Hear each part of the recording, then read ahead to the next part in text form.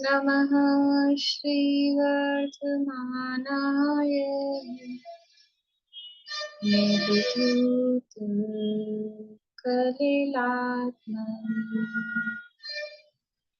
सालोकानां त्रिलोकानां यद्विद्यादर्पणायते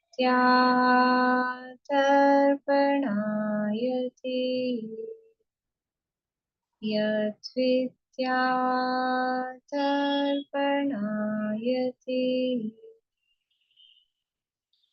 सकल पाप मल प्रक्षालक श्रीवर्धमान को करुणमन लोकालोक प्रकाशित करने जिनकी विद्या है दर्पण जिनकी विद्या है दर्पण।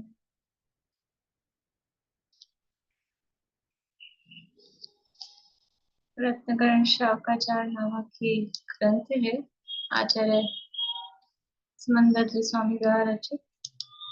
इसके अंतर्गत चतुर्थ गुणव्रत अधिकार अपना चल रहा है, और क्योंकि अब चनान योग का ग्रंथ है और पहले अधिकार में हमें दर्शन की चर्चा की, उसके बाद में अब चारित्र की चर्चा कर रहे हैं, और चारित्र में भी गृहस्थों के चारित्र की मुख्यता से लेशायत का वर्णन यहाँ किया जा रहा है।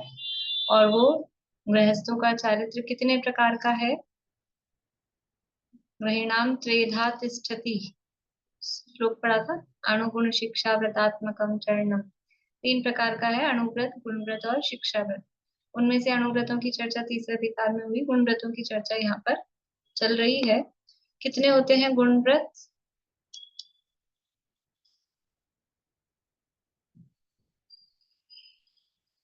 3 होते हैं। 3 हाँ, दिग्व्रत, देशव्रत और अनर्थ दंड व्रत। दिग्व्रत, देशव्रत और अनर्थ दंड व्रत। जवाब आपका सही भी है और सही नहीं भी है। बोलिए सरोज भाभी। 3 होते हैं, दिग्व्रत, अनर्थ दंड व्रत और वो भोग उपभोग परिमाण हाँ, व्रत। दिग्व्रत, अनर्थ दंड व्रत और भोग परिमाण व्रत। ये 3 व्रत यहाँ कहे हैं, 3 गुण व्रत।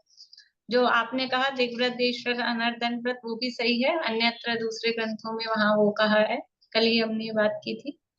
लेकिन यहाँ रत्नगण शावकाचार्य हम पढ़ रहे थे, इसके आधार पर दिग्व्रत, अनर्थ दंड व्रत और भोगोपभोग परिमाण, उसमें से तीसरा जो गुण व्रत है भोगोपभोग परिमाण, उसकी चर्चा यहाँ चल रही है। उसके भी स्वरूप हो गया है, दिग्व्रत का, अनर्थ दंड व्रत का भी और भोगोपभोग परिमाण का भी। पर उसके संदर्भ में विशेष विस्तार से यहाँ वचनिका में सुखदास जी कास्तीवाल विस्तार से यहाँ लिख रहे हैं कि किस तरह से 5 प्रकार के अभक्ष्य होते हैं, उनकी मर्यादा नहीं ली जाती, उनका सदा के लिए त्याग किया जाता है। मर्यादा तो उन वस्तुओं की जाती है कि जो भक्ष्य हैं, जो काम में लेने योग्य हैं, उनमें भी आसक्ति को और कम करना, इसके लिए मर्यादा की जाती है। जो अभक्ष्य ही है, जो काम में लेने लायक ही हैं, उनमें मर्यादा नहीं बनती है। उनमें तो किसी भी तरह से आसक्ति, राग होना ही नहीं चाहिए, ये बात कह रहे हैं। तो उसके अंतर्गत कितनी सारी बातें आप देख लीजिए। 5 प्रकार के भक्ष्यों की बात हो गई, फिर पानी छानने की बात, रात्रि भोजन त्याग की बात, और नशाकारक में विशेष विशेष जो जो अलग तरह से चलते हैं सारी बातें। फिर अत्तार की दवाइयों की चर्चा कल की थी। जो अत्तारों की जो दुकानें होती हैं, वो बहुत बहुत दिन पुरानी दवाइयाँ और बहुत बहुत पुराने रसायन वगैरह, ये मुरब्बा, अचार, ये काफी त्रस्त जीव उसमें उत्पन्न हो जाते हैं, और सावधानी नहीं है, विवेक नहीं होता है, तो वैसे ही वो असावधानी से इस तरह से बनते हैं। तो ये सारी चर्चा कल हुई थी। अब आगे यहाँ पर ये कहा कि एक जो बात यहाँ विशेष ध्यान देने वाली थी, मतलब जो उन्होंने लिखी कि अत्तार की दवाइयां मतलब जो अभक्ष्य औषधियां हैं, या जो भी अभक्ष्य वस्तु है, या इसको उस तरह से भी हम ले सकते हैं कि जो गलत तरीका है, गलत तरीके में ये भक्षण के संबंध में अभक्ष्य औषधियां, अभक्ष्य वस्तु का सेवन हो या फिर गृहीत मिथ्यात्व का सेवन, उसके माध्यम से किसको लाभ होगा? अभक्ष्य औषधियों या गृहीत मिथ्यात्व के सेवन से किसको लाभ होगा? कि जिसका अनंत संसार बाकी है, और जिसका वास्तव में भी अनंत संसार बाकी नहीं, जिसके संसार का किनारा निकट आ रहा है, उसको ये अभक्ष्य औषधियां फायदा भी नहीं करेंगी, नहीं करनी चाहिए, अच्छी बात है। और उसको गृहीत मिथ्यात्व भी, यानी जो अन्य देवी देवताओं को मानना पूजना, उससे भी उसको लाभ नहीं होगा। क्योंकि क्या होता है कि अब कोई परिस्थिति बन गई, बीमारी आ रही है, कोई मरणासन्न है, तो दुनिया भर के उपदेश मिलते हैं। एक तो दवाइयों के रूप में, ये खा लो, ये खा लो, ये खिला दो, और एक इनको पूज लो, इनके ढोक दिया हो, ये चढ़ाया हो। ये दो तरह के उपदेश मिलते हैं। तो खाने पीने के संदर्भ में भी अभक्ष्य से फायदा उसी को होना है जिसका अभी संसार बाकी है। क्यों? क्योंकि अगर उससे लाभ हो जाएगा तो उसमें श्रद्धा होगी, उसमें विश्वास बनेगा, कहीं ना कहीं कोने में ही आएगा कि सही तो इससे ही हुआ। इसलिए उससे फायदा ना हो तो अच्छी बात है। इसी तरह से गृहीत मिथ्यात्व के सेवन से भी, गृहीत मिथ्यात्व का सेवन यानी खोटे देवी देवताओं को मानने पूजने से भी यदि हमारी कोई समस्या सही होती है, तो वास्तव में वो पुण्य का उदय नहीं है, वो पाप का उदय है। और उससे यदि सही नहीं होती है, अगर सही नहीं भी हो रही है और हम खोटी देवी देवताओं को नहीं मान रहे और नहीं सही हो रही है, तो भी वो पुण्य का ही उदय है, समझना चाहिए कि कम से कम खोटी देवी देवताओं को तो चक्कर में नहीं है। क्योंकि वहां एक बार श्रद्धा गई, जैसे अभक्ष्य के सेवन में श्रद्धा गई, तो वहां वो जम जाएगी, धारणा में बैठ जाएगी।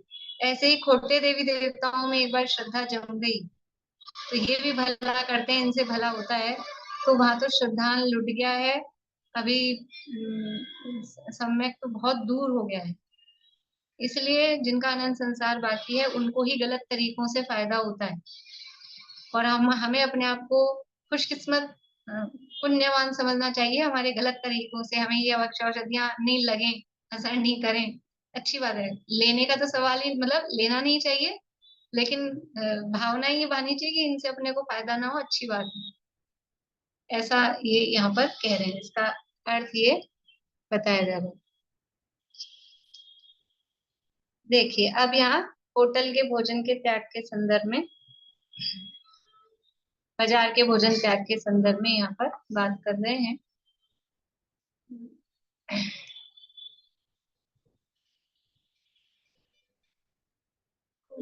निशांति आपको तो हाथ नहीं लगाना है। शीला भाभी पढ़िए। होटल बाजार का भोजन त्याग। बाजार की दुकानों का आटा कभी नहीं खाना चाहिए। बेचने वालों के यहाँ सभी चमारिन, खटीकनी, मुसलमानिनी, धोबिन इत्यादि पीसती है। मुसलमान धोबी, गलाई आदि को राजा के तबेला तोप खाने से आटा मिलता है। उनसे बाजार के दुकानदार खरीद लेते हैं। यह आटा 1 महीने में 6 महीने पहले को पीसा हुआ है, कोई मर्यादा नहीं है। उसमें हजारों इल्लियां हो जाती है। बहुत लोग तो भुना अनाज लेकर पिसवा कर बेचते हैं तथा खरीदने वाले मुसलमान लेट शादी सभी उसी आटे में हाथों को लगाकर फुलाकर ले जाते हैं। मुसलमानों की नुक्ता मृत्यु भोज विवाहों में यदि काम में नहीं आता है तो वे आधा आटा तो उस गूंथ लेते हैं, आधा दुकानदार को ही वापस कर देते हैं। धर्मशाला होटल के दुकानदारों का पीतल का, कांसे का, लोहे का बर्तन भोजन करने बनाने के लिए लेना योग्य नहीं है। वह तो सभी मांस भक्षी दुराचारियों को भी वे ही बर्तन दे देता है। इसलिए अपने आचरण की यदि उज्ज्वलता बनाए रखना चाहते हो तो 3-4 बर्तन अपने पास में रखकर विदेश में बाहर गमन के लिए निकलना चाहिए। वहां पर दमड़ी, चौथाई पैसा अधिक देकर आटा तैयार कराकर खाना चाहिए। यदि विधि अनुसार आटा तैयार हुआ नहीं प्राप्त हो सके तो खिचड़ी घुंगरी बनाकर खा लेना चाहिए। देखिए क्या कह रहे हैं। अब यहाँ जो बातें बताई है बाजार के आटे के संदर्भ में, तो जैसे पुराने जमाने में ज्यादा चक्कियां वगैरह नहीं होती थी, ये बिजली वाली, तो अगर हाथ से पिसता था तो कौन पीसने हैं, तो पीसने वाली सब नीचे जाती की लेडीज वो पीस रही हैं, और वो जो भी उनको मिल रहा है तो वो राजा के तोप खाने से, मतलब मुसलमानों के यहाँ से ऐसा मिल रहा है। तो चलो अब आपको ये कह सकता है कि वो तो, अब तो ये सिस्टम नहीं, अब तो फैक्ट्री में मतलब मशीनों से हाथ वाथ यहाँ लिख रहा है ना, उसके हाथ का लगता है, उसके हाथ का लगता है। तो अब तो हाथ वाथ तो लगता नहीं है, सब काम ऑटोमेटिक मशीनों में होता है, पैक होके आता है, इसलिए तब तो बिल्कुल साफ सुथरा है, इसलिए खाने में क्या दिक्कत है कि वो उस तरह से साफ सुथरा दिखता है। लेकिन वो जो पीस रहे हैं तो उसको देख शोध के नहीं पीसते हैं, और जो बिजनेस करने के पॉइंट ऑफ व्यू से काम कर रहा है तो वो उसमें कोई टॉप क्वालिटी का गेहूं लेके पीसेगा और फिर आपको बेचेगा, फिर सस्ता बेच पाएगा, ऐसा तो होगा नहीं। और गुना बिना गुना सब तरह का जीव वाला वो गेहूं उसमें पिसेगा, और बहुत बहुत दिनों के वो पैकेट आटा के जो होते हैं, 6 6 महीने के, उस पे एक्सपायरी लिखी रहती है, अब कितनी कितनी लिखी रहती है जो भी है, तो इतना इतने दिनों का वो पुराना हो जाता है, तो उसमें जीव हो जाते हैं। और अगर खुला है, ये बात तो मतलब अभी भी हो सकती है कि कहीं जैसे चक्कियां होती हैं, ज्यादा तो नहीं बची लेकिन फिर भी अभी होती हैं चक्कियां जहाँ आटा पिसता है, तो वहां खुला आटा अगर ला रहे हैं तो कुछ लोग क्या करते हैं, मुसलमान भी हैं और भी हैं, जितना काम आया एक कट्टा ले गए, आधा काम आया आधा वापस करते हैं, तो वो उसके हाथ उसमें सब उन जो भी जिन जाति वाले जो भी लोग हैं उनके हाथ उसमें लगे रहते हैं। और फिर बर्तनों के संदर्भ में कहा कि अब हमारे यहाँ कोई कार्यक्रम है, यहाँ तो विदेश बाहर जाने के संदर्भ में भी लिखा, घरों में भी जैसे कोई कार्यक्रम है तो बड़े बड़े अपने पास में कढ़ाई वढ़ाई तो है नहीं, तो क्या करते हैं, हलवाई के से वो टेंट वाले के से ले आते हैं बर्तन।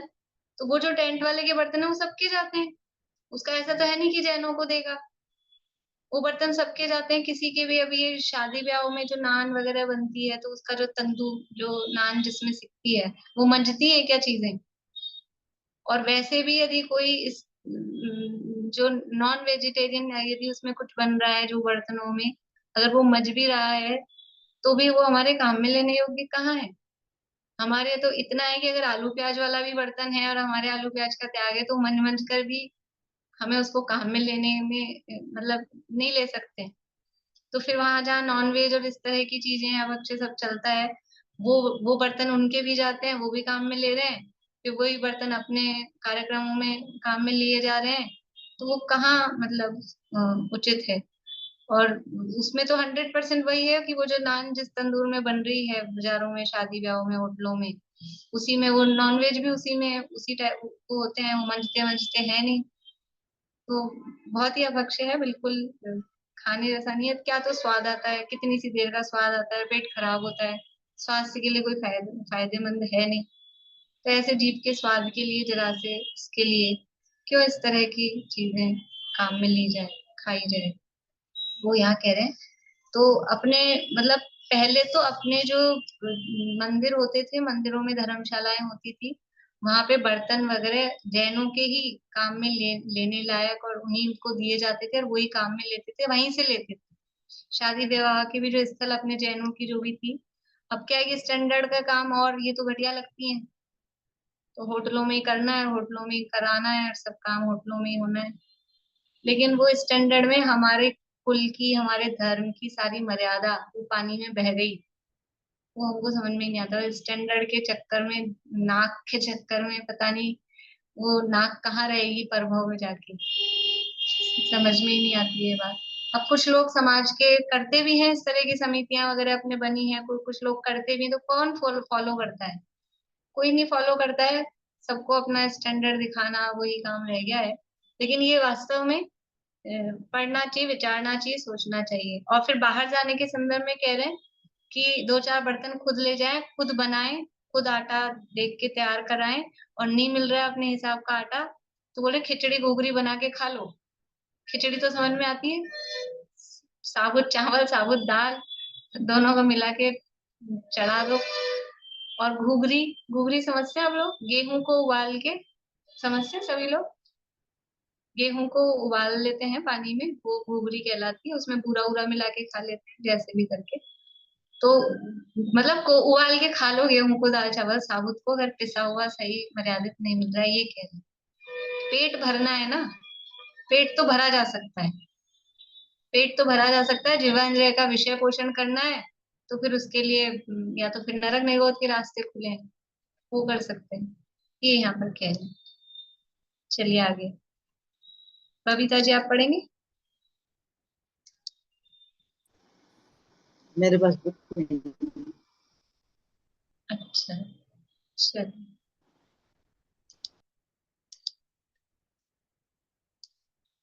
हाँ विनीता आंटी पढ़िए। हाँ जी, पढ़ रही हूँ, एक मिनट में। मेरे को आपको तेज बताना पड़ेगा। जब तक सोचना अभी आप पढ़िए। ठीक है, ठीक। अभक्ष्य त्याग। बाजार की मिठाई, लाडू, बर्फी, घेवर आदि नहीं खाना चाहिए। इनका आटे का, घी का, जल का कुछ भी प्रामाणिकपना नहीं है, परिमाण नहीं है, मर्यादा नहीं है। लोभी तथा निंद्य कर्मियों के कोई आचार विचार का विवेक नहीं होता है। मैदा का खमीरा बनाकर चढ़ाते हैं, खट्टा होते ही उसमें अनंतानंत जीव उत्पन्न होने लगते हैं। फिर कढ़ाई के गर्म घी या तेल में पकाते हैं, भूनते हैं, जलेबी बनाते हैं, साबुनी फेनी बनाते हैं, जो खाने के योग्य ही नहीं है। दही में खांड बूरा मिलाकर बहुत समय तक नहीं रखना चाहिए। दो मुहूर्त में ही खाना योग्य है। अपने पुत्र, भाई, मित्रादि के साथ शामिल होकर एक ही बर्तन में भोजन करना उचित नहीं है। देखिए मनुष्यों बाजार की मिठाइयों का निषेध कर रहे हैं, जो भी है। अब वो कहते हैं आजकल तो इंस्टेंट बनाते हैं, साफ जलेबी वगैरह, इंस्टेंट बनाए कैसे भी बनाए ठीक है, वो इंस्टेंट वाली में वो खमीर वाले जीव नहीं भी हों, लेकिन उनका जो मैदा वगैरह जो भी सामान वो यूज ले रहे हैं, उनमें कोई मर्यादा या इस तरह की सावधानी उसमें नहीं होती है। और ये फीनी वगैरह, ये फैनी लिखा है ना, फीनी जिसे अपन बोलते हैं, फीनी वगैरह है, वो रात रात में ही उसको गूंथ के रखते हैं, मतलब बहुत देर उसको ओवरनाइट करते हैं, तो उसके कारण भी वो अमर्यादित हो जाता है, पहले से ही अभक्ष्य हो जाता है। और दही में अगर बूरा, चीनी, मीठा मिला दिया गया है तो अंतर्मुहूर्त की ही मर्यादा उसकी रहती है, जल्दी ही उसको खा लेना चाहिए। और लास्ट बात जो कह रहे हैं, अपने पुत्र, भाई, मित्रादि के साथ शामिल होकर एक ही बर्तन में भोजन करना उचित नहीं है। ये बहुत मतलब ध्यान रखने वाली बात है। आजकल तो काफी शायद कम हो गया है, पर पहले बहुत यही ट्रेंड था, एक ही थाली में सब जिमते थे बैठ के, और कि साहब हमारे तो प्रेम बहुत है, और प्रेम बढ़ता है इससे, कि प्रेम वेम नहीं बढ़ता है, अहिंसा का पालन नहीं होता है, हिंसा बढ़ती है, और क्या कहें, मिथ्यात्व का पोषण होता है। एक ही थाली में वो उसी हाथ से हमने अपने मुंह में खाया, वो मुंह की लार लगी, फिर उसी हाथ से दूसरा ले रहा है, तो वो इससे बहुत अभक्ष्य का दोष लगता है। एक ही बर्तन में कभी भी किसी को भी एक साथ नहीं खाना चाहिए, किसी का झूठा भी, उसी गिलास से हमने पी लिया, उसी गिलास से आपने पी लिया, ऐसा एक दूसरे का झूठा भी काम में नहीं लेना चाहिए। इवन ऊपर से जो हम पीते हैं ना, हम इसको अच्छा मानते हैं, सच्चा है, झूठा नहीं है, वो ऊपर से पीने में भी वो मुंह की भाप उसमें जाती ही है, वो भी उसमें झूठे का ही दोष आता है। तो ऊपर से पीना, एक दूसरे के लिए काम में लेना, कहीं जग रखा है, जग से ऊपर से पी लिया, फिर वो वही जग को पानी की उसमें टंकी में डुबा दिया, सारा पानी बिगड़ गया, तो ऐसा नहीं करना चाहिए। अब मतलब बॉटल से भी पीते हैं, और एक ही बॉटल से सबको लेना है तो अपना ग्लास अलग अलग रखें, फिर उस ग्लास में डाल के पिए। और अगर एक ही मतलब बॉटल से ही पीना है तो फिर आप सब अपनी अपनी बॉटल अलग अलग रखें, अगर ऊपर से बॉटल से पीना है तो वो थोड़ा सावधानी हमको रखनी चाहिए। चखने के संदर्भ में करते हैं ऐसा, कोई भी सब्जी बनाई है, कुछ चीज बनाई है, वो वही चम्मच ली, ऊपर से चखा, फिर वही चम्मच उसमें डाल दी, वो पूरी सब्जी दाल जो भी थी सब बिगाड़ दी, वो उसमें वो सब झूठा हो गया उस। तो थोड़ा विवेक रखना चाहिए, स्पेशली बोल रही हूँ क्योंकि ये चीज होती रहती है, इसलिए इसको स्पेशली बताया। पढ़िए भाभी आप। मनुष्यों का कुत्ता, बिल्ली इत्यादि का झूठा भोजन त्यागना योग्य है। गधा, गाय, भैंस, त्रियंचों के झूठे जल स्नान इत्यादि में स्नान नहीं करो, पीना तो कभी भी नहीं चाहिए। अन्न का, खांड का, लपसी का बनाया हुआ मनुष्य त्रियंचों के आकार को नहीं खाओ। देवी दिहाड़ी यंत्रों की पूजा के लिए संकल्प पूर्वक चढ़ाया गया भोजन त्यागने योग्य है। मांस भक्षियों के बर्तन में भोजन भक्षण नहीं करना चाहिए। अपने बर्तन मांस भक्षी को मांगने पर भी नहीं दो। नाई के बर्तन के पानी से बाल नहीं बनवाओ। रजस्वला का छुआ बर्तन भोजन के योग्य नहीं है। देखिए क्या कह रहे हैं, मनुष्यों का झूठा तो चलो एक दूसरे के झूठे की बात है, कुत्ता बिल्ली का झूठा भोजन कौन करता है? कि अभी हमारा कोई भोजन रखा है, समझ लीजिए कुछ भी, दूध होता है, घी रखा है, फ्रूट्स रखे हैं, अब किसी ने मुंह लगा दिया उसमें, कुत्ते ने, बिल्ली ने, किसी जानवर ने, तो फिर वो राग की कहें कि धन की आसक्ति से वो थोड़ा सा हटाएंगे या ठीक है ऐसे करके, और फिर उसको काम में लेना, वो है कह रहे हैं कुत्ता बिल्ली का झूठा भोजन। ऐसे तो उनका झूठा कौन करता है? लेकिन यदि हमारी सामग्री में उसने मुंह डाल दिया, अब इतना सारा बनाया, मान लो जीमन का है चूरमा बनाया, और उसमें कुत्ता बिल्ली ने आगे मुंह दे दिया, तब क्या करेंगे? इतना बड़ा 100 आदमियों का 200 आदमियों का चूरमा बनाया था, फेंक देंगे सारा? थोड़ा सा साइड में से अलग किया, किसको पता लगता है? तो ऐसा नहीं करना चाहिए। वो कह रहे हैं भोजन में चींटी गिर गई हो, मक्खी मच्छर गिर गया हो, तो वो भोजन पूरा का पूरा, दूध में, दाल में, सब्जी में, घी में, किसी भी चीज में, तो वो त्रस जीव है, वो त्रस जीव उसमें गिर गया है, त्रस जीव का शरीर वो मर गया उसमें, तो वो मांस है। और वो भोजन यदि कर रहे हैं, मांस भक्षण का दोष उसमें आता है। तो थोड़ी वो, अब जी तो दुखता है, साहब इतना महंगा बनाया, इतना महंगी चीज, थोड़ी आसक्ति, यानी उसमें तुरंत उसमें हे बुद्धि आनी चाहिए कि अब इसमें दोष हो गया है, ये खाने योग्य नहीं है। और फिर आकार वाली बात कि इस तरह की शेप के जिसमें मनुष्य तिरंचों का आकार बनाया हुआ है, उस शेप वाला भी भोजन, उसमें वही उसी क्योंकि वही भाव आते हैं कि हम उसको खा रहे हैं, तो उस आकृति का भोजन भी नहीं करो। और जो अन्य मतियों, देवी आदि के लिए जो उनको चढ़ाने के लिए यदि कुछ बनाया गया है प्रसाद के नाम पे जिसे कहते हैं, तो हम तो नहीं जाते गणेश जी के मंदिर, लेकिन अब कोई भी अपने मित्र मंडली है, कोई है, वो गए और वो वहां से लाके लड्डू दे रहे हैं प्रसाद के, तो खाने में क्या दिक्कत है? लड्डू ही तो खाने हैं, हम कोई वहां थोड़ी ना गए हैं। कि वो उनके लिए और उनके प्रसाद के नाम पे बनाया गया है, लाया गया है, उसे नहीं खाना चाहिए कह रहे हैं। इसी तरह सवामनी होती है, नाम ले लेके बता रही हूँ मैं चीजें जो जो मुझे ज्ञात है, इसके अलावा भी और भी हो सकती हैं, क्योंकि हमारे संपर्क पड़ते हैं ना इस तरह से, कहीं कोई सवामनी कर रहा है, कहीं इस तरह की और भी देवी देवताओं की कोई पूजन, कोई सत्यनारायण की कथा करके भोजन जीवन है उनका, और अपने को बुलाया है, अब क्या करें? ये तो अन्य मतियों में, जैनों में अब आपको बुलाएंगे, हम वो कर रहे हैं, क्या लहरिया का उत्सव कर रहे हैं कि गणगौर का उत्सव कर रहे हैं, और आप सब आओ जीमो, तो कौन सी गणगौर अपना त्योहार है? तो वो उसके नाम पर अन्य देवी देवताओं, ये जयपुर में चलता है, पता नहीं आप लोगों को सबको मालूम है कि गणगौर तीज जयपुर में चलता है, तो उसके नाम पर जो भी ये इस तरह के जो जो हमारे त्योहार नहीं है, अन्य मतियों के त्योहार है, उसके नाम पर और उस नाम पर यदि किया जा रहा है, तो वो भोजन करने योग्य नहीं है।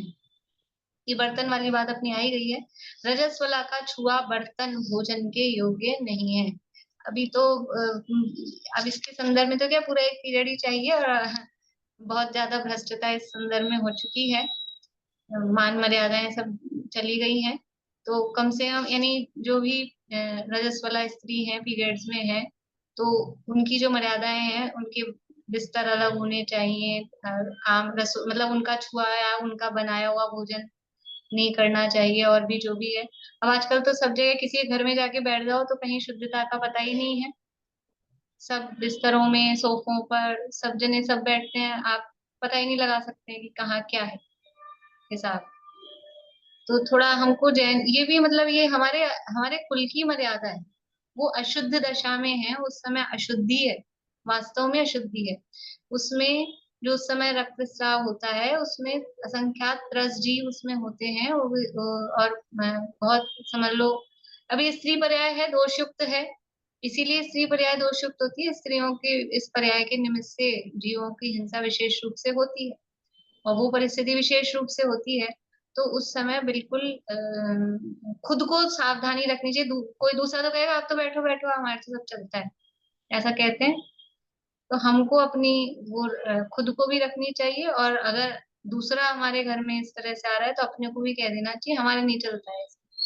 तो बर्तन भी उसके अलग होने चाहिए, उसके अलग मजने चाहिए, उसके छुए हुए बर्तन योग्य नहीं है। वस्त्र आदि, वस्त्र का तो इन्होंने लिखा नहीं क्योंकि वहां तब तक होता नहीं था ऐसा। अभी अभी जो स्थितियां हो गई हैं तो कह ही नहीं सकते क्या क्या स्थितियां हैं।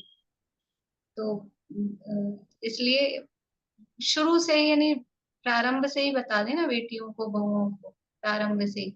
अभी अपने जो चलते हैं लड़कियों के जो भी स्कूल हॉस्टल चलते हैं अपने, दिल्ली में है, उदयपुर में है, तो वहां तो विशेष क्लासेस इसके लिए बताते हैं। अभी अभी आरती दीदी वहां आ रही हैं देवलाली में, और उनके मुंह से भी अच्छा भी लगता है, सही भी रहता है। वो इस तरह की मान मर्यादा की बात बताएं, जो ब्रह्मचारी दीदियां वगैरह हैं तो विशेष सावधानी इसके संदर्भ में क्या होती है और किस तरह से रखना चाहिए।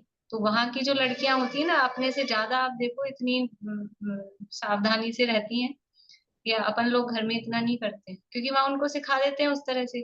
तो फिर उस उनको हेजिटेशन भी नहीं होती है, उनको आफत भी नहीं लगती है, शर्म भी नहीं आती है, उस तरह से करते हैं। वो अपन बचपन से सिखाते नहीं है बच्चों को, अब बाद में एकदम से करना पड़े तो वो आफत लगती है भी कैसे करें। अब बर्तन कौन मांजे, तो बेटा ले डिस्पोजेबल में कर ले भाई, चलो डिस्पोजेबल देते हैं उसको बर्तन मांजने में वो आए तो।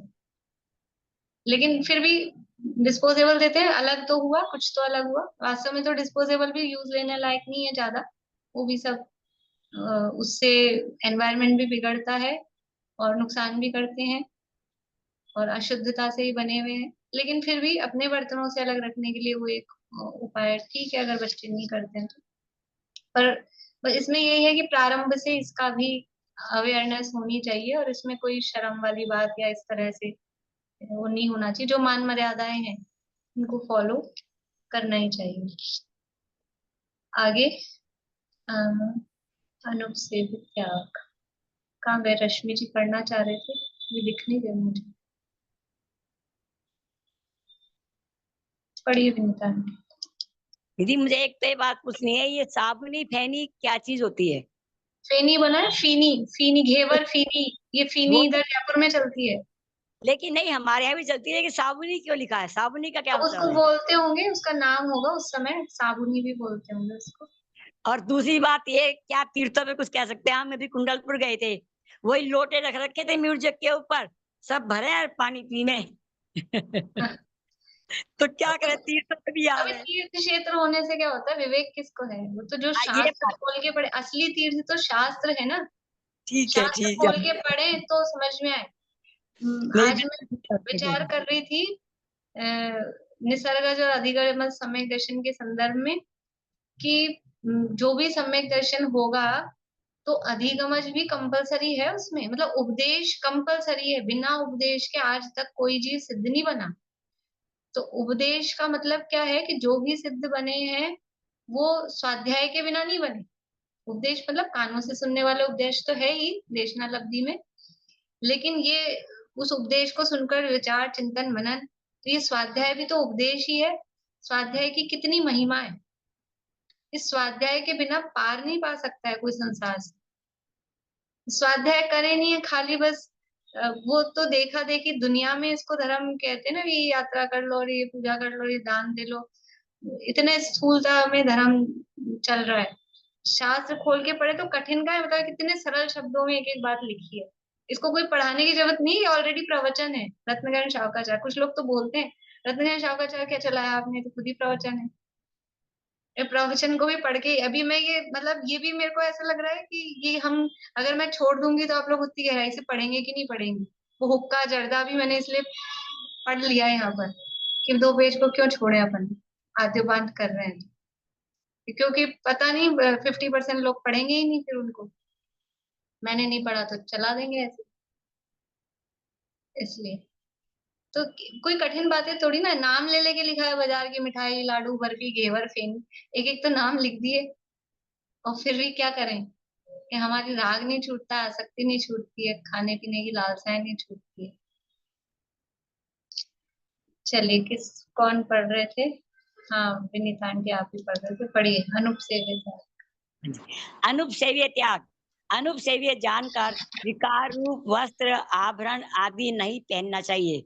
जो उत्तम कुल के योग्य नहीं, ऐसे नीच कुल के पहनावे, वैश्या तथा विट पुरुषों के पहनावे, सिपाहियों तथा मलेच्छ मुसलमानों के पहनावे, स्वामी, योगी, फकीर, भांडों के पहनने के वस्त्र आभरण परिणाम बिगाड़ते हैं, इसलिए इन्हें नहीं पहनना चाहिए। अपने आप में तथा दूसरे में विकार पैदा नहीं करने वाले, अपने पद के योग्य, अवस्था के योग्य लोक से अविरुद्ध ऐसे आभरण, वस्त्र, भेष धारण करना ही उचित है। गजब का अनुपसेव्य बताया, आनंद आ गया इसको पढ़ के।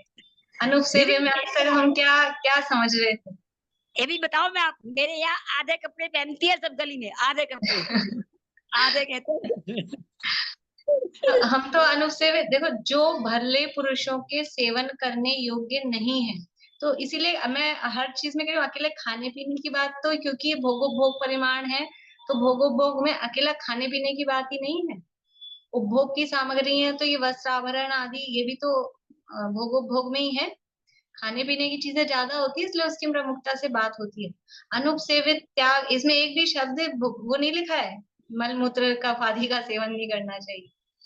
कैसे? अपने अपने आचरण, अपने कुल की मर्यादा के अनुसार वस्त्र आभरण वो पहनना चाहिए। अभी विचार करना चाहिए, देखा देखी आजकल दुनिया में क्या ट्रेंड चल रहा है। आजकल दुनिया में ये ट्रेंड चल रहा है कि चुन्नी का तो फैशन ही नहीं है, चुन्नी लगाने वाला तो आदमी वो तो बैकवर्ड होता है ना। तो ये हमारे कुलों की मर्यादाएं नहीं है, ये हमारे कुल की मर्यादाएं नहीं है। आप देखेंगे, मैं मतलब उनकी प्रशंसा की बात नहीं है, लेकिन दूसरे भी जो धर्म वाले होते हैं अपने जिनायतनों में, अपने धर्मायतनों में जाते हैं, सर ढक के जाते हैं। हम घर में रहते हैं जैसे भी रहते हैं फ्रीली, ठीक है, कोई सारा दिन वो जमाने नहीं है पुराने जमाने के जैसे सारे दिन ही घूंघट निकाल के बैठे रहे, ठीक है। लेकिन अपने धर्मायतनों के में तो हमें अपनी मर्यादा रखनी चाहिए। आप नोटिस करेंगे, चाहे सिख हो चाहे मुसलमान हो, जो उनके धार्मिक कार्यक्रम होंगे, सिर पे टोपी, कपड़ा, रुमाल, दुपट्टा रखेंगे वो। तो फिर हमारी क्यों मर्यादाएं सारी चली गई हैं? और उम्र कितनी हो गई है, लेकिन वो क्योंकि बहुओं को अपने विषय पोषण करने हैं, तो वो बहुएं कहती है सासू जी आप भी पहनो। और फिर वो सासू जी को क्या चाहिए कि हम भी जवान दिख रहे हैं, चलो मम्मी मम्मी आप भी पहनो, आप भी ये करो। और मतलब एक तो सही राय दे बेटे बहू मम्मी को कि नहीं आप पे नहीं जमता है ऐसा, और उल्टे वो कि भी अपनी भी अपन भी फ्री रहे, तो मम्मी को लगा दो लाइन पे। तो फिर अपने तो कहने ही क्या है, फिर हम तो जीन्स टॉपर स्कर्ट कुछ भी पहने, मम्मी पहन रही है, तो हमारे को क्या दिक्कत है? मतलब सही बोल रही हूँ कि नहीं? अब जमाने ही ऐसे आ गए हैं सारे। अब चलो घर में ठीक है, कहाँ जा रहे हैं, किनके सामने जा रहे हैं, कैसे कपड़े पहन के जा रहे हैं। लड़कों के संदर्भ में भी अकेला लेडीज का ही नहीं है। अब फैशन चल रहा है आजकल, अब यहाँ तो अभी ऐसा नहीं है अब, लेकिन फैशन में मर रहे हैं, तो वो पता ही नहीं चलता है जैन का बच्चा है कि मुसलमान का बच्चा है। वो शक्ल से सब ऐसे दाढ़ी मूछ बढ़ा बढ़ा के, वो मुसलमानों की जो स्थिति थी वही जैनों की हो रखी है, सब ऐसे लगते हैं। तो ये सब अनुपसेव्य है जो अपने वरना एक आप देखेंगे कि अपने पहनावे से सज्जनता, और ये जैन है पहनावे से समझ में आ जाता है, पहनावे से समझ में आ जाता था। अब सबके पहनावे एक से हो गए, पता ही नहीं चलता है ये जैन है कि हिंदू मुस्लिम सिख ईसाई कौन कौन है, कुछ नहीं मालूम पड़ता है।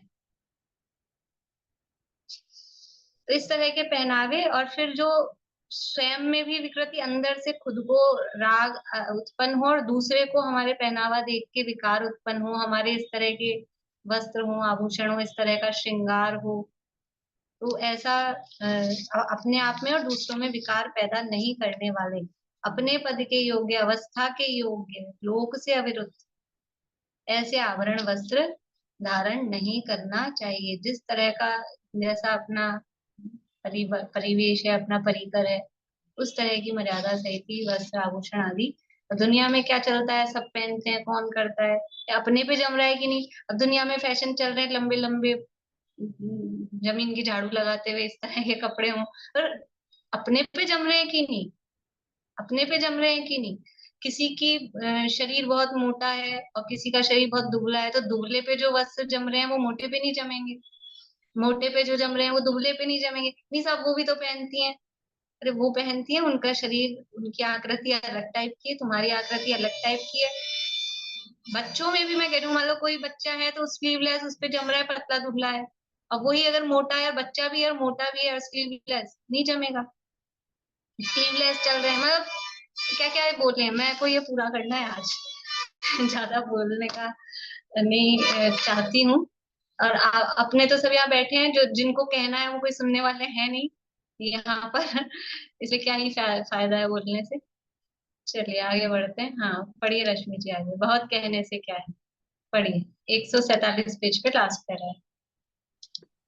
बहुत कहने से क्या है, संक्षेप में इतना जान लेना कि समस्त संसार के परिभ्रमण का कारण 5 इंद्रियों के विषयों में लालसा है।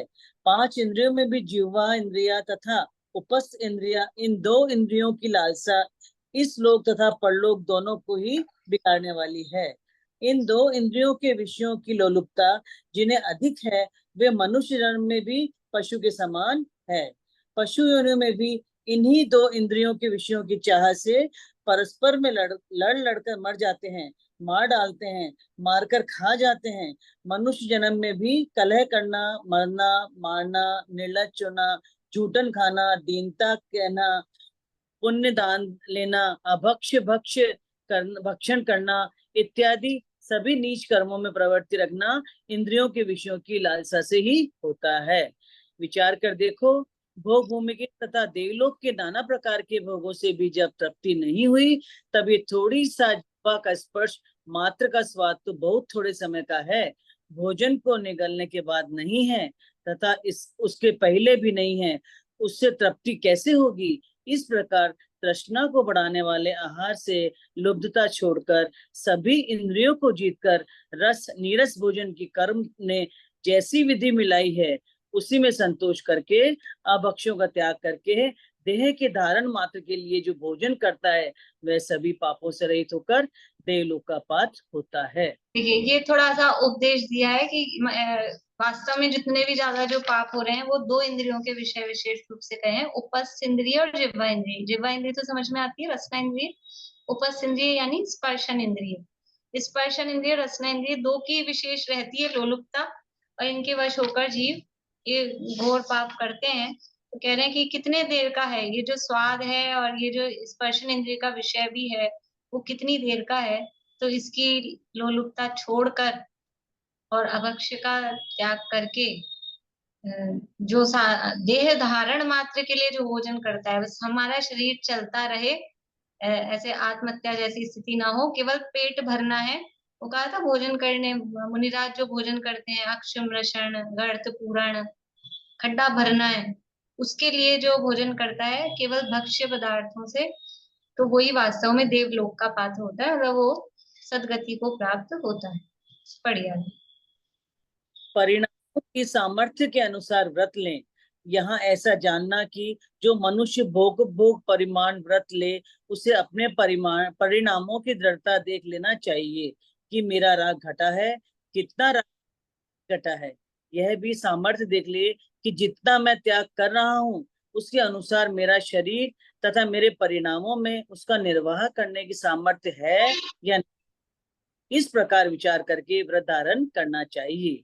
देश की निर्वाह योग्य देखना चाहिए, अपना कोई सहायक है या कि त्याग व्रत को बिगाड़ने वाला है, ऐसा भी विचार कर लेना चाहिए। अपने शरीर का निरोगपना देखना चाहिए, भोजन आदि में या ना मिलने का संयोग देखना चाहिए, भोजन मेरे अधीन है या पराधीन है, यह भी देखना चाहिए। मेरे द्वारा इन व्रतों को ले लेने पर हमारे स्त्री पुरुष, माता पिता, स्वामी इत्यादि के परिणामों में संक्लेश होगा या नहीं होगा। अपना स्वाधीनतापना, पराधीनपना जानकर जिस प्रकार परिणामों की उज्ज्वलता सहित व्रत का निर्वाह हो, उस प्रकार नियम रूप त्याग करना चाहिए। देखिए ये व्रत लेने के संदर्भ में, ये इम्पोर्टेंट है पैराग्राफ, मतलब इसको अंडरलाइन कर सकते हैं, किस तरह से व्रत लें। एक तो ये है, और एक मोक्षा प्रकाशक में 239 पेज पर वहां पे भी 8-9 बातें दी हैं कि जो व्रत ले रहे हैं तो किस तरह से। तो पहला दिया, परिणामों की दृढ़ता देख लेना चाहिए। व्रत ले रहे हैं, भावुकता, मैंने कल परसों भी कहा था, भावुकता में आके कोई भी हाँ अभी सुनाया कहा है और बस ले लिया, जीवन भर का ले लिया, ऐसा भावुकता में आकर व्रत नहीं लेना चाहिए। अपने परिणामों की दृढ़ता देख लेना चाहिए कि मेरा राग घटा है, कितना नहीं घटा है, कितना घटा है, अभी कैसा है, भविष्य में भी वैसा रहेगा, क्या निभेगा, पूरा भूत वर्तमान भविष्य, ये सब विचार करके फिर नियम लेना चाहिए। फिर ये पहली बात, पॉइंट नंबर डाल सकते हैं, अपने परिणामों की दृढ़ता देख लें। और फिर दूसरा कहा, अपनी यह भी सामर्थ्य देख लें कि ये तो पहली बात तो परिणाम की हो गई, दूसरी है शरीर की सामर्थ्य, कि मेरे शरीर और परिणामों में उसके निर्वाह करने की सामर्थ्य है कि नहीं। मतलब सामर्थ्य दो टाइप की, एक तो अपने परिणामों की देख लें, एक अपने शरीर की भी देख लें कि हमारे परिणाम तो है, हम तो निभाएंगे, लेकिन शरीर चलता है कि नहीं चलता है, शरीर में उतनी शक्ति है कि नहीं। कि पता लगा एक आसन किया तो शाम को चक्कर आने लग गए, परिणाम तो खूब है, इच्छा तो खूब है, भोजन ही नहीं करें, उपवास ही करें, लेकिन एक आसन करते करते 2 टाइम अगर नियम से खाएं ना, बार बार नहीं खाएं, उसमें कमजोरी फील होने लगे और चक्कर आ रहे हैं, बीपी लो हो रहा है, अस्पताल जाने की नौबत आ रही है, ऐसा तो नहीं होता है। तो शरीर की भी सामर्थ्य देख लें, परिणामों की भी सामर्थ्य देख लें। फिर देश की रीति निर्वाह योग्य देखना चाहिए। देश का मतलब है जिस शहर, देश, एरिया में जहाँ रह रहे हैं, वहां पर वो जैसा हमने नियम ले लिया कुएं का पानी पिएंगे, और कुआं ही नहीं है शहर में कहीं, तो फिर कैसे निर्वाह होगा। फिर या तो ऐसी जगह जाके हम परमानेंट शिफ्ट हो जाएं जहाँ गांव में कुआं मिलेगा, तब हो सकता है। तो रोज रोज एक्सपोर्ट तो होगा नहीं कुएं का पानी, तो इम्पोर्ट तो ऐसा नियम नहीं लेना, देश काल के हिसाब से जहाँ जो चीज मिलती हो, अवेलेबल हो, तकलीफ नहीं हो। जैसा कुछ लोग कहते हैं, कलकत्ता वाली भाभी आती है, बोले और सब हम सारा मर्यादा, मतलब सब शुद्ध भोजन करते हैं, लेकिन हमारे पानी नहीं मिलता है, वहाँ बोरिंग का भी नहीं मिल पाता है, तो पानी तो जो आता है मतलब पानी का नहीं कर पाते हम। तो वो खेत वर्तता है, लेकिन अब नहीं है, मतलब अवेलेबल ही नहीं है, बहुत बहुत जगह ऐसी है वहाँ टैंकरों के ही पानी आ रहे हैं, पानी पीने को नहीं मिल पाते हैं। तो 2 उपाय हो सकते हैं, यदि आपको ये व्रत निभाना है तो या तो आप अपनी जगह बदल लो, बहुत बढ़िया उपाय है, ऐसी जगह जाके रहो जहाँ सब अच्छा मिलता हो। और वो नहीं कर पा रहे हैं तो फिर नियम लेते समय ध्यान रखो, वरना नियम ले लिया फिर खुद परेशान हो रहे हैं, घर वाले परेशान हो रहे हैं, आंख उल्टा हो रही है, फिर संकलेश हो रहा है, ऐसा। ये हो गया देश देश की रीति का निर्वाह। फिर अपना कोई सहायक है या कि त्याग व्रत को बिगाड़ने वाला है, कि हमारे जो आसपास लोग मतलब परिवारजन जो हैं, वो हमारे व्रत में हमारे को सपोर्ट करेंगे कि उल्टा बिगाड़ने में रहेंगे, वो भी स्थिति देख लें। कि व्रत तो ले रहे हैं, भावना है, लेकिन फिर वही हो ना कि एंटी हो, तो सामने वाले के संकलेश होगा, अपने संकलेश होगा, दोनों के संकलेश होगा, तो उस तरह से उसको भी देख लें। अपने शरीर का निरोगपना देखना चाहिए। शरीर हमारा पहले से ही हमको कोई कोई बीमारी है कि हमको ये दवाइयां गोलियां लेनी पड़ेगी, और फिर हम नियम व्रत इस तरह के ले लें, तो वो भी देख लेना चाहिए। भोजन आदि मिलने या न मिलने का सहयोग देखना चाहिए। भोजन मेरे अधीन है या पराधीन है, कि भोजन अपने हाथ से खुद हम बना सकते हैं, जो भी सामग्री खरीदना है, बनाना है, लेना है, वो सब अपने अधीन है, कि वो दूसरे पे डिपेंडेंट है। तो दूसरे पे डिपेंडेंट है और आप नियम ऐसे ऐसे ले लो और फिर उसको उतनी भक्ति नहीं हो, तो वो अंदर संकलेश करे या फिर वो करे ही नहीं और फिर खुद से होए नहीं, फिर क्या हो। सारी मतलब आगे पीछे की विचार करके ही नियम उस तरह के देखने चाहिए।